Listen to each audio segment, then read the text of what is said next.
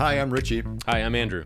and we're the hosts of the Well podcast. And in this show, we're going to talk about all things marketing related and the things that RA marketing can do for financial advisors, as well as what we're doing in our own financial advisory practices. Yeah, like Andrew said, we are both active financial advisors, so we're in the field doing what you guys do.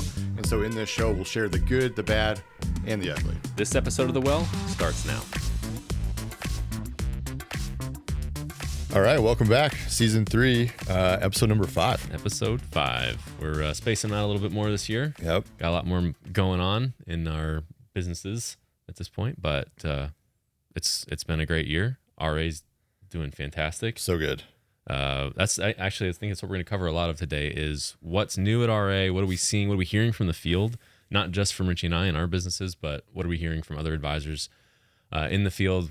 What feedback do we want to share with advisors about what you should be doing in these summer months? And so they've got a lot to cover, but we'll try to keep it to our nice tight podcast length. Yeah, very polished, very Professional, right? Professional, We're, shorts and tennis shoes. It's hot. Hey, we're in Indiana, and it is hot right now. Yeah, I think it's going to be 90, 91 today. Yeah. I don't know what the humidity is, but I know that when I got out of my car just out here, my glass is instantly fogged. yeah. So it's fog hot. I went for a jog this morning. I weighed myself before the jog.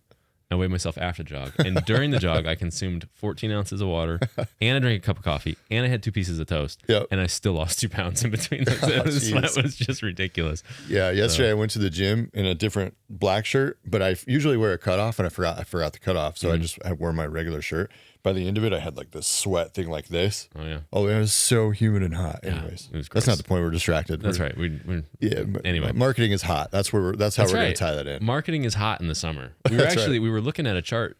Paul put together a really cool chart for us yesterday that was showing kind of the trends of ad costs throughout the whole year, and he tracked it back 6 years, 5 years, something like that. 5. Yeah, I think he did 5 years. And it was really cool to see the trend lines over the course of the years and kind of how they match up every year. And there was one year where it was just all over the place. 2021 was just weird. Yeah, nothing it was just normal. But I mean, historically, we see a lot of people kind of pulling back on marketing June, July, August. And the message we've always gotten is, well, kids are out of school, marketing's not as effective, da-da-da-da. And according to the trends, from a cost standpoint and conversion standpoint, that is not true. Not true at all. Not true. And even in the wild 2021 year, we saw the same trend. Yeah. In the summer, like every single year. So when we're saying what we're saying there is like the I guess the effectiveness of the marketing. And the reason for that is I think there's, like you're saying, people just drop off. Right. So there's less competition, whereas you could imagine, Christmas time, you're dealing with Nike and all these, like whatever, all these e-commerce stuff. Yeah. Right. All this e-commerce and giant companies. And so it's a little more expensive. It's a little bit harder. But in the summer, it's a prime time. And I was looking back through even our stuff when we were doing our stuff together. We definitely wrote business every summer. Yeah. This summer, I've written business. I mean, it's like, to me, why would I not? Why would you stop? Right. Why do you want those dry spells? And I think this was definitely true a couple of years ago. I think it's still true now. Like, I'm writing business I'm always like about a 6 to 8 weeks lag from when did the business originate? And if you want to be writing business in the fall and going into the Christmas months, you've got to be marketing in July and August, because if you're not, you're just gonna hit that dry spell. Yeah, right when you need to buy everybody Christmas presents. So, right. When it's the most stressful time of the year, you don't want to be stressed. Right. That's right. Yeah, and I guess it depends on what are you building. You just have to kind of understand what company are you building. Are you already kind of where you need to be in your portfolio? Okay, maybe you take a little bit of a lighter summer because you're not trying to prospect necessarily, but if you're trying to grow and you're still building it, man, don't stop in the summer. Right. And no matter what you're doing, be consistent about it. I think that's one of the things we asked Keith this morning. Hey, what are we hearing from the field? What are you seeing in terms of feedback? And kind of going along with the theme, like, don't stop marketing in the summer, consistency in general. Like, don't be hit or miss. Don't say, well, I'm going to do 4 seminars now and then nothing. Yep. And then 6 months later, do four more seminars. Like, you're going to be riding those peaks and valleys like crazy, and it's going to be stressful. Yeah. And let's have a little therapy session, because I just want to be honest. Okay. It's our podcast, so we can say whatever we want. Whatever we want. Truthfully and sincerely, I was kind of hit a little bit of a plateau and didn't even really realize it. It wasn't until like last week I sat down. I'm like, okay, what's going on here? Like, there's all this work to do and I'm not doing anything. And you guys have been there. Like, you're sitting in your computer, It's like, you have this to do, but maybe you're watching YouTube instead. Or I'll take a lunch. I'll go to the gym now. I'll do this stuff later. And I kind of got into this pattern. I'm sitting there like kind of reflecting on like, what's going on here? What's going on? Is overwhelm. I think I realized I'm a little bit more stressed than I think I am. And I'm a little bit overwhelmed. So I think if you're sitting in that boat too, like it's okay to have that. I don't even know what you said that triggered that in what I'm saying. I just know that, as a real true business owner, you guys are dealing with the same stuff that we are. Yeah. We're dealing with the same stuff that you are. So anyways, I definitely hit that stride, but I think name it, realize whatever it is, and then just kind of address it, make steps to kind of correct it. Being consistent is easy to say and it's hard to do. Yeah. It's like, I know what I need to do. It doesn't mean I'm going to do it. Yeah. So just recognize we're all human and, take steps, build process, hire somebody, maybe say no to a client or something if it's not a good fit. Start saying no more than you're saying yes.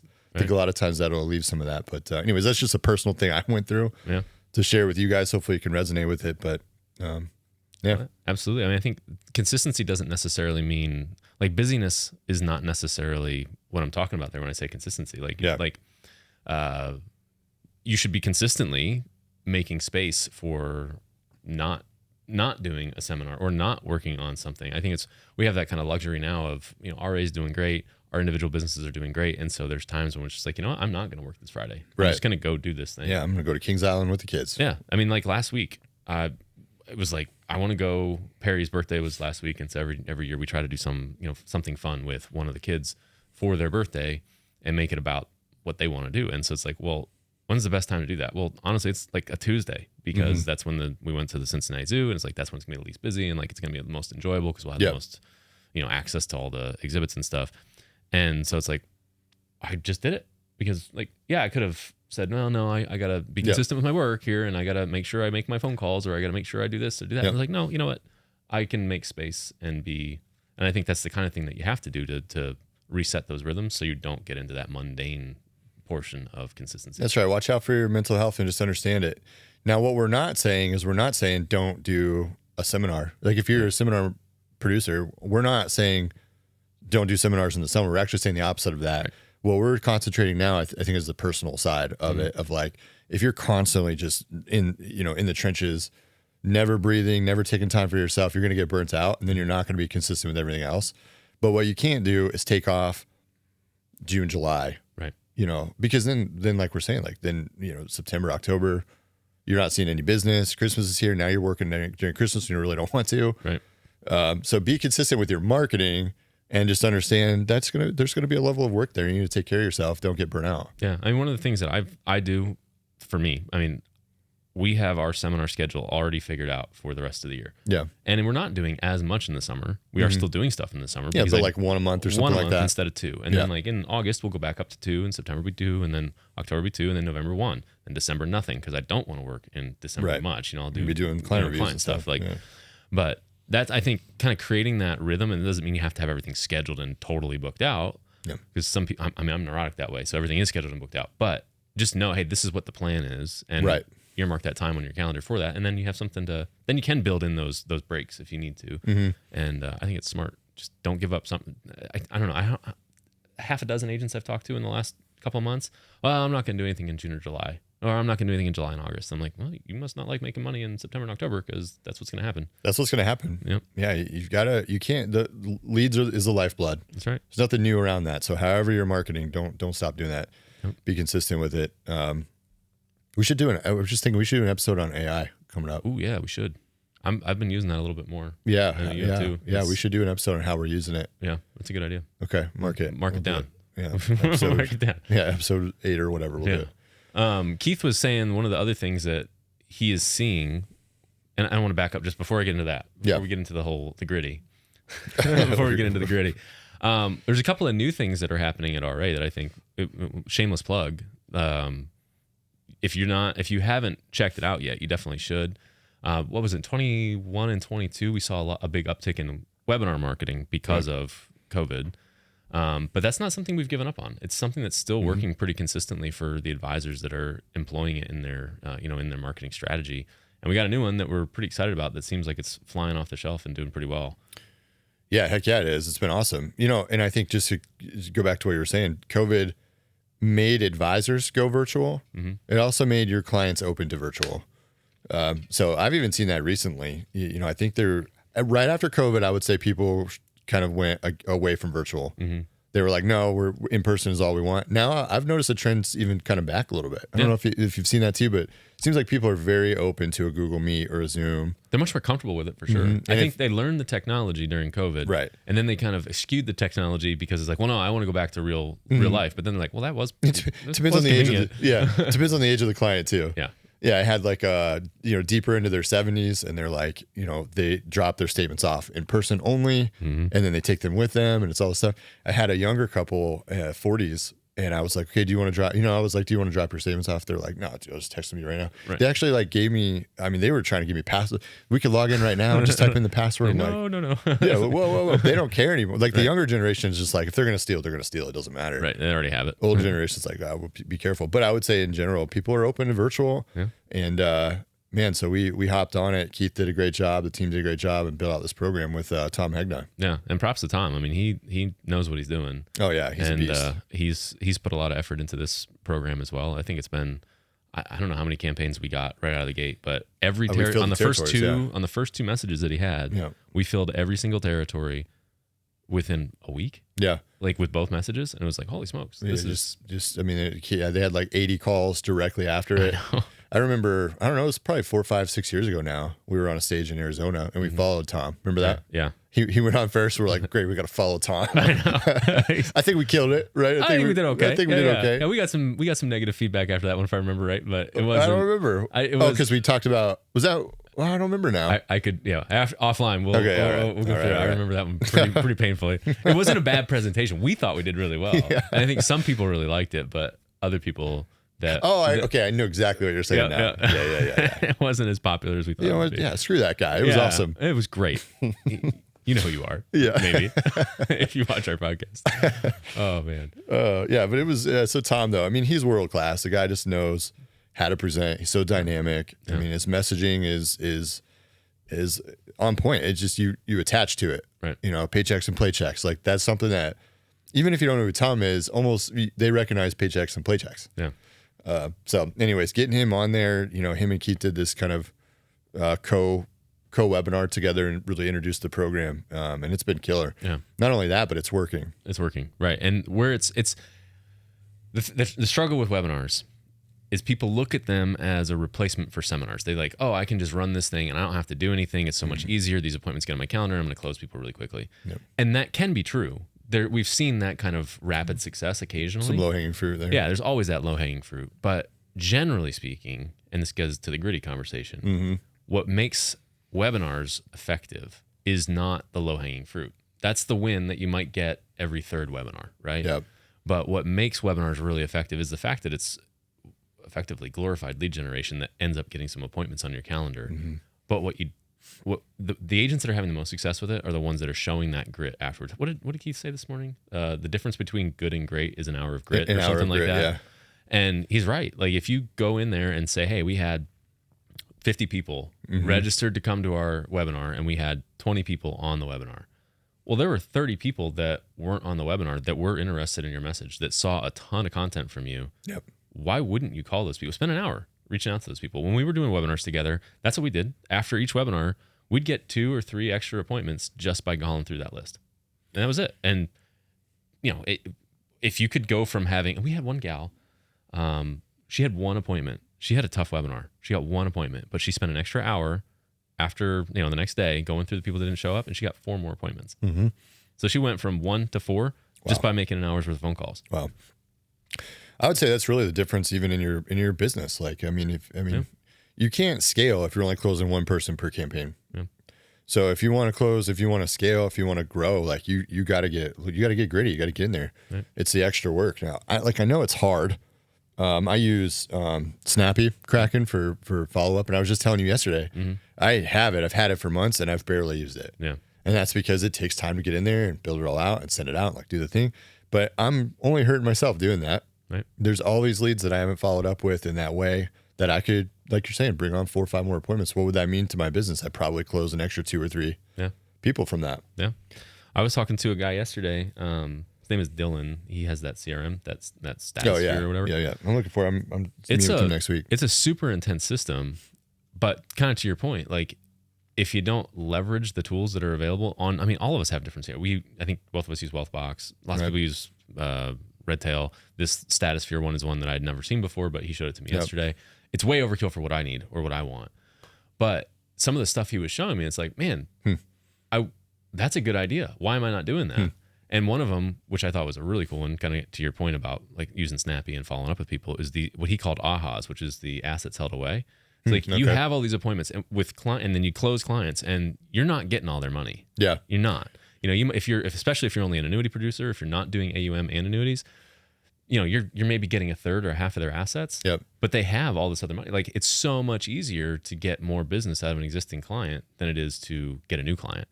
And he was pointing that out. He's like, there's big shops out there that have, 500 million under management, and they've got 600 million in AHA money, he calls it, that if they just get 10% of that per year, that's a pretty darn good year. Wow. Yeah. And it's like, I had never considered that. I mean, I know that, but I never put words to it. And I haven't ever actively sought it out. Yep. But that's like, hey, that's if we've got however much you have under management and you've got, 30 or 40 new clients a year, next year you go back to those same 30 or 40. If you get 3 or 4 more pieces of business, you start getting to the rhythm of doing that, and now you're recycling those marketing dollars, so to speak. Dude, it is such a gold mine. And it's so silly that we don't think of it and do it sooner. By accident, I started doing it. I didn't mean to do it. I had a couple of calls. I knew I needed to follow up with them because after we made the switch last year, it's like I need to update them and get them in contact with them. But just by doing that, I think I did just under 2 million in additional business just from those people. Yeah. And it was like, okay. I mean, I didn't even know it was there. It's like an old 401k, or it's a CD money that matured, or it's a inheritance that they got. Mm-hmm. All those things happen as like time goes on. You don't always just get it. I had a client from a seminar a couple months ago, and great couple. They've done an amazing job saving. They told me what they have. Like, okay, we're going to do this thing with it. Well, then they called me. It was yesterday, the day before. Hey, when we meet next week, I have the CD that actually came available. We had 400,000 in there. Can we do something with that too? I'm like, well, I guess. Well, yeah, I guess we can. I guess we could do that. Shoot. So what you're saying is, I'm just speaking to that, just testament of what you're saying. Yeah. For sure, your clients that you're working with, you don't always get all their money. Right.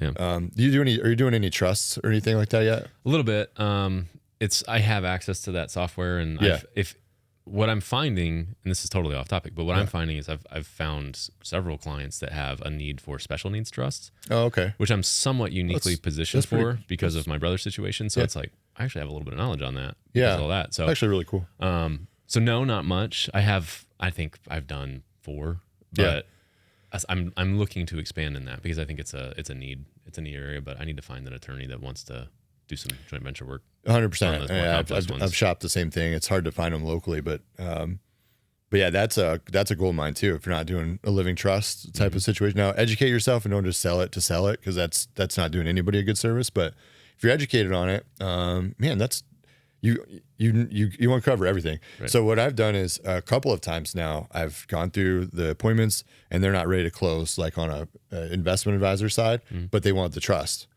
So it's like, okay, let's do the trust. We'll meet with that. And by the time we get done with that, now it's like, hey, did you want to revisit this? Do you have any questions on the plan? Did you like how it was? And they're like, why don't we change this? And we do it. And then we ended up working together. So like that trust is such an easy way to gain their respect and their trust. And you get easy 2-3 more appointments with them just through the trust process. So that's a side note, but man, I found that to be another gold mine. The deeper you can get with the relationships. When I worked at State Farm, it was the idea of cross-selling was always something they preached. It's like, if you get somebody's auto insurance policy, great. But if you get their auto insurance policy, then get their homeowner's insurance policy, then get their life insurance policy, then get their banking just accounts, make them a client. Just get deeper and deeper and deeper. Those multi-line households, so to speak, they never leave because you are their person and you've got so many things. And I think as an investment advisor, do that. Like get as deep as you can, create as many lines of business with each of those clients as you can. And, you'll find more, I don't know, obviously more income, but you'll have deeper and more meaningful relationships that don't go anywhere. Right. So as I would say, like practically, how can you put this in what we're saying into your business? Schedule yourself an hour. Just do 1 hour this next week.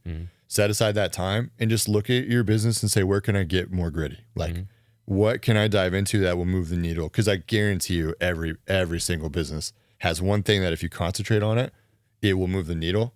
So just set aside an hour of your time. I know it's simple, but make it simple. Put some music on, get a coffee, make yourself comfortable, and go through your business and find something you can get more gritty on. Keith mentioned the roster as being one of those grit points. Yeah, absolutely. I mean, you've got that roster with a lot of the information on it, and there's no reason that you shouldn't be going through that roster and digging in, especially if you're using that Premier program that we have, where now you have a lot more intelligent data on some of those people that have registered for your events and didn't attend. I would say that data is not perfect, but it can help you prioritize some of those extended follow-ups where, if you had 20 households that didn't show up for your seminar or your webinar, you can say, hey, these 20, these 10, based on the data I have, are high priority prospects. So I'm going to do something. And maybe it's send them a letter. Maybe it's send them an email. Maybe it's just make a phone call, whatever it is. Do something to try to generate some new activity out of that roster. Because you paid for the marketing. Those are your names. We don't own them. Right, got to do something. If you haven't used RA before, we give you all the data. Right. I mean, like, I know some of these other places like kind of withhold it, or you don't even know the registration until they come. We don't play that game. That's silly. As they come in, you get them live on your roster.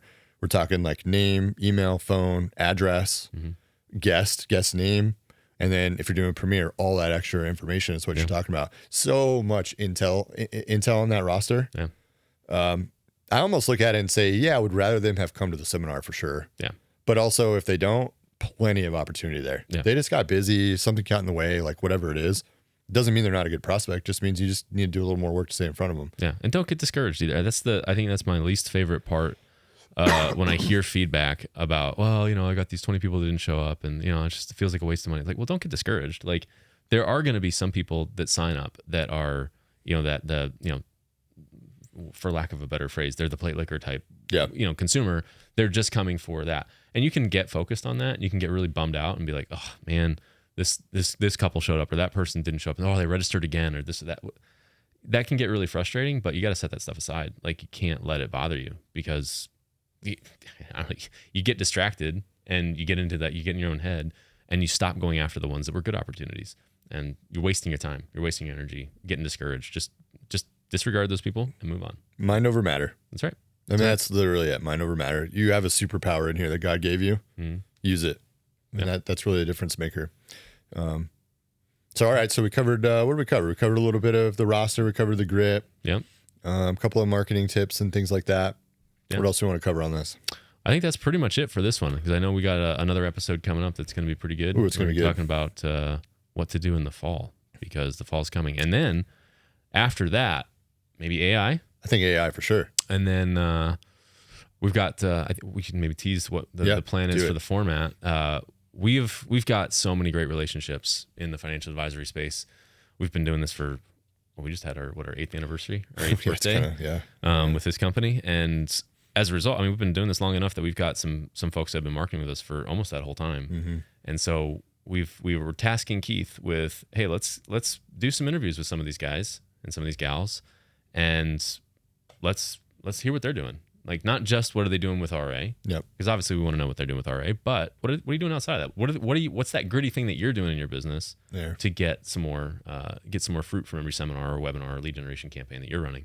And so he's going to be doing some of those interviews, and then Richy and I are going to be sharing our feedback on those, and that's going to be some fun content and good format. It's going to be really fun, just getting different perspectives and seeing what's out there. And then, like you said, we'll come in after and kind of make it more practical, tear it down. How can you use what they just said in your business? Right. So it'll be fun. We'll start doing that. So I would say we're kind of excited about it. So we'll probably record 4, 5, 6 of those coming up, because I just think it's going to be gold. I think it's going to be good. And just so you know, it's not going to be all $100 million producers. It's not going to be all $3 million. We're going to try to run the gamut a little bit to give everybody some practical information, because there's some people that want the $100 million business. There's some people that say, you know what, I'm happy writing $2 or $3 million. And we want to try to cater to both those crowds. That's right.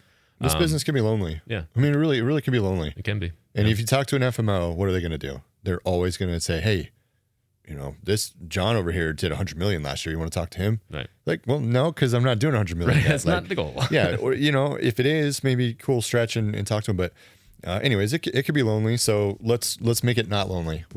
Everybody's gone through this. 100 million guys started at something. Right. So anyways, like you said, I think it's going to be really, really smart. We'll interview 5 million, a 10 million, 20 million, 100 million. We'll just see where it goes. It's going to be a really fun add to the season. Yeah, I'm excited for it. Okay, well, we got the next one coming up. We're going to be talking about the fall, and that's a big, big season. That's right. For this industry. So yep. we'll see you guys on the next one.